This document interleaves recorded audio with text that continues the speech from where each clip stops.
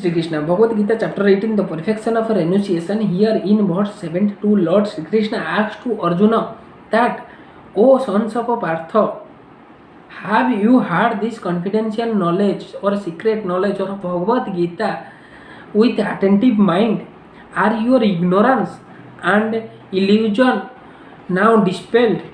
So now now Arjuna answering, Arjuna Vacha नष्ट मोह स्मृति लब्धा तत्पश्चादत्न याच्युत स्थितोऽस्मि गत संदेह करिष्य वचनं त्यव. It means Arjuna said, my dear Krishna, O infallible one, my illusion is now gone. I have regained my memory by your mercy.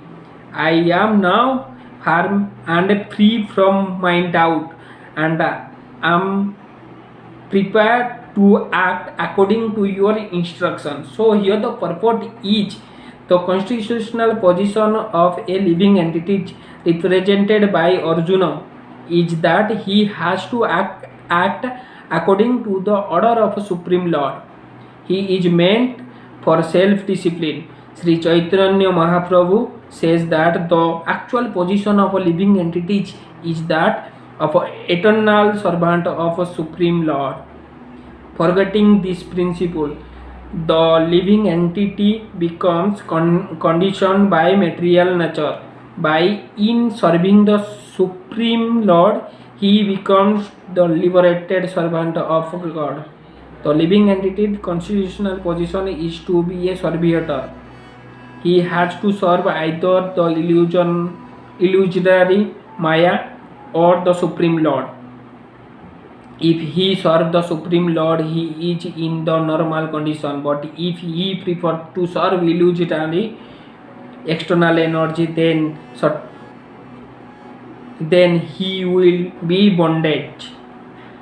In illusion, the living entity is serving in the material world. He is bonded by his lust and desire. Yet he thinks of himself as the master of world. This is called illusion. If someone will think that he is the master of a world, then that is called Maya or illusion. When a person is liberated, his illusion is over and he voluntarily surrendered unto the Supreme Personality of a Godhead to act according to his desire.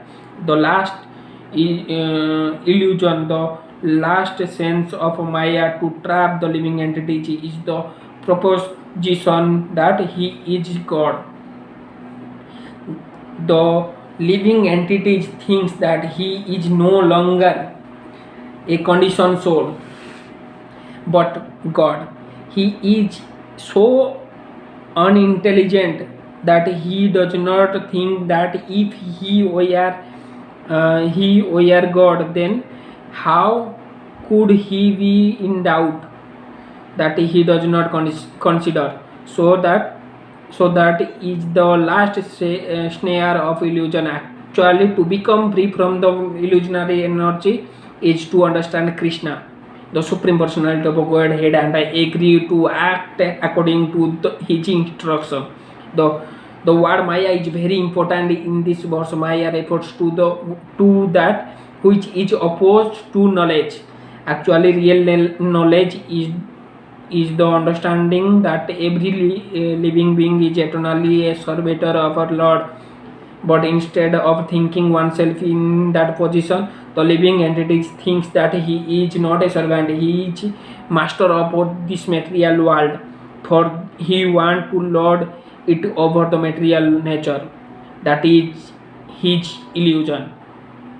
This illusion can be overcome by the mercy of Lord, or by the mercy of a pure devotee, which that illusion is over.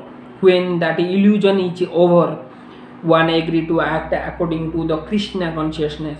Krishna consciousness is acting according to the Krishna order. A conditioned soul illusioned by the external energy of a matter does not know the Supreme Lord is the master who is fulfilled the knowledge and who is the proprietor of everything. when whatever he desire he can bestow upon his devotee. He is the friend of everyone and he is especially inclined to his devotee. He is the controller of material nature and of all living entities. He is also the controller of inexhaustible time, and he is fully of all opulence and all potency.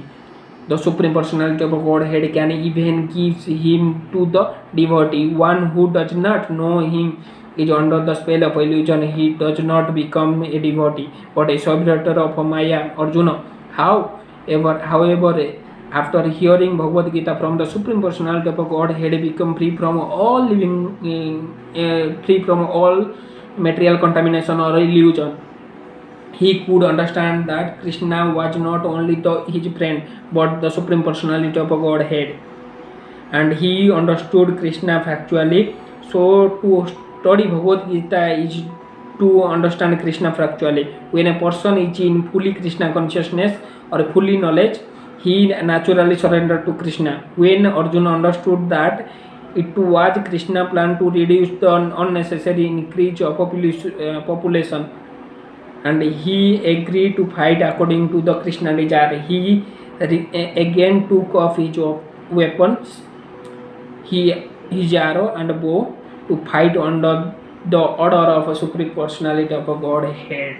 So here in Bhagavad Gita, one thing we learn from this verse, that you just give all your work to the Supreme Personality of Godhead, then God will instruct you what to do and what not to do. Jai Jagannath, Jai Shri Krishna.